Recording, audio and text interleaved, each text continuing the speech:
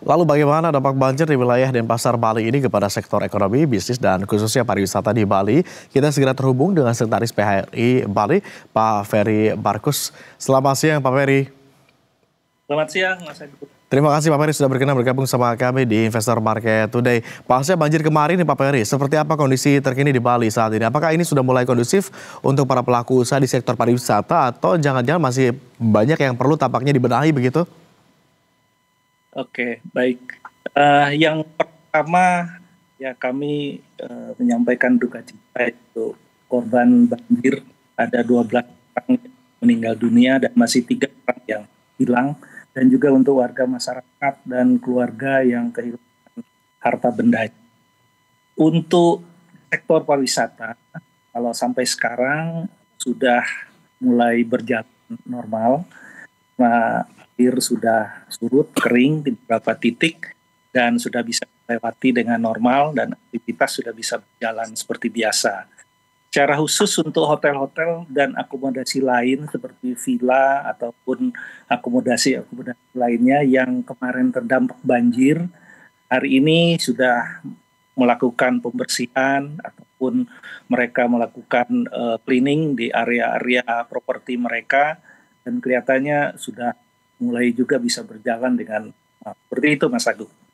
Oke, banjir saat ini sudah surut, sudah kering di beberapa titik dan sektor pariwisata begitu, lokasi wisata, kemudian tempat-tempat akomodasi seperti hotel dan villa juga tampaknya sudah mulai beroperasi. Tetapi dalam beberapa waktu terakhir begitu, kemarin pada saat banjir, ini bagaimana dengan operasional hotel dan tempat wisata begitu? Tampaknya cukup banyak yang terdampak, terhenti. Berapa nominal kerugian yang katakanlah diderita oleh para pelaku usaha begitu jika sudah ada hitungannya, Pak Ferry? Oke, baik. Kalau dari sisi angka, memang kami masih belum menghitung ya, karena masih mendata gitu berapa kerugian yang ada akibat terdampak ini. Tapi yang jelas, memang waktu kejadian kemarin itu 1 hari saja, tanggal 10 itu memang banyak aktivitas yang terhenti. Yang pertama misalnya jalan-jalan yang menuju objek wisata dan juga bandara itu juga tidak bisa dilewati karena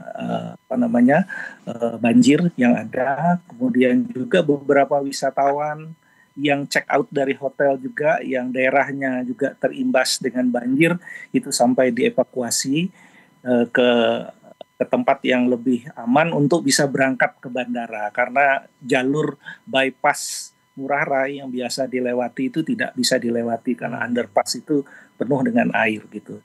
Untuk angka yang saya bilang itu memang masih belum kami bisa sebutkan karena itu masih mendata dari tiap-tiap hotel-hotel yang ada. Seperti itu, Mas Agung. Oke, untuk nominal kerugian besarannya dalam rupiah ini mungkin belum bisa terdeteksi, tetapi barangkali catatan sudah masuk ke meja Anda, ada berapa hotel yang tampaknya berhenti beroperasi begitu di satu kawasan tertentu. Denpasar saja kita sebut, ini bisa jadi ada ratusan atau mungkin juga ribuan begitu ya, Pak Ferry ya, hotel yang kemudian tidak bisa beroperasi atau okupansinya berkurang gara-gara banjir ini.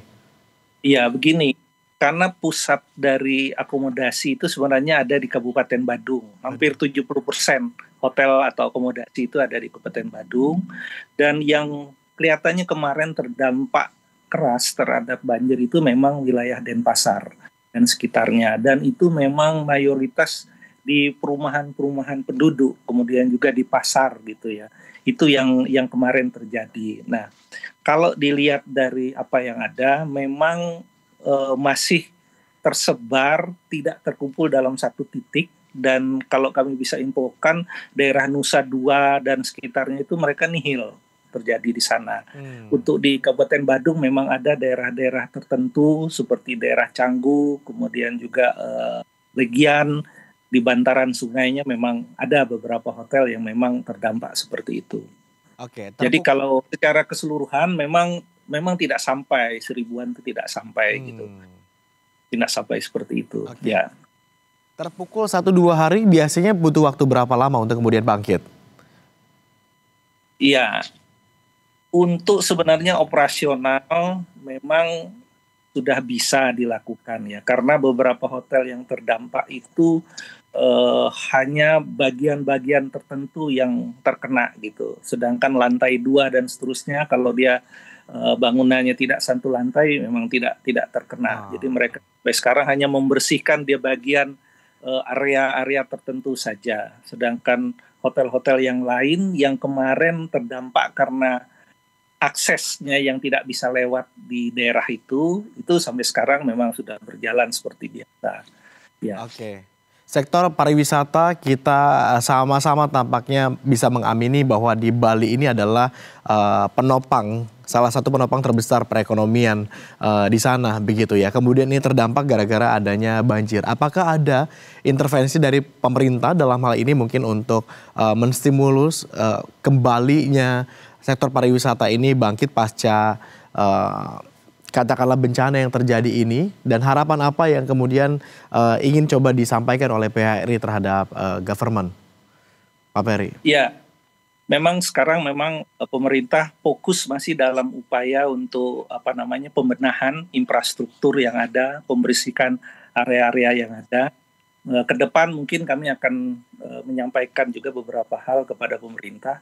Tetapi yang paling terpenting sekarang itu memang memperbaiki fasilitas kerusakan infrastruktur yang ada. Karena baik itu di daerah tujuan wisata maupun juga di infrastruktur akses untuk jalan ke pusat-pusat wisata itu perlu diperbaiki. Karena itu juga menyangkut misalnya listrik, kemudian juga saluran-saluran air yang kita tidak tahu apakah nanti dalam beberapa hari ke depan juga ada hujan yang deras seperti itu, dan itu yang perlu sekarang itu diantisipasi.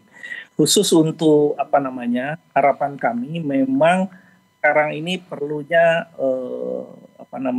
satu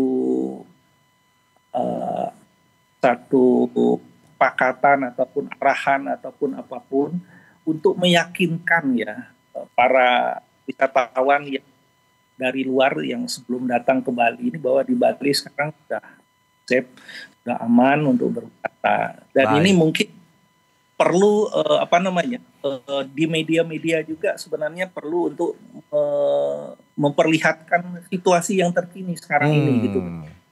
Jadi tidak mengulang situasi yang pada saat banjir kemarin, tapi bagaimana situasi sekarang ini. Kami di media akan berupaya untuk menginformasikan seupdate mungkin, setidaknya di Universe begitu ya. Kami coba jaga komitmen itu. Pak Peri, terima kasih sudah berkenan bergabung bersama kami. Tentu harapan kami juga sama Pak Peri, bahwa hujan begitu jika kemudian terjadi lagi bisa diantisipasi dengan baik sehingga potensi bencana yang sama tidak kembali terjadi begitu ya. Selamat kembali beraktivitas Pak Peri Markus dari PHRI Bali. Dan pemirsa, demikian diskusi kita bersama dengan Sekretaris PHRI Bali, Peri Markus.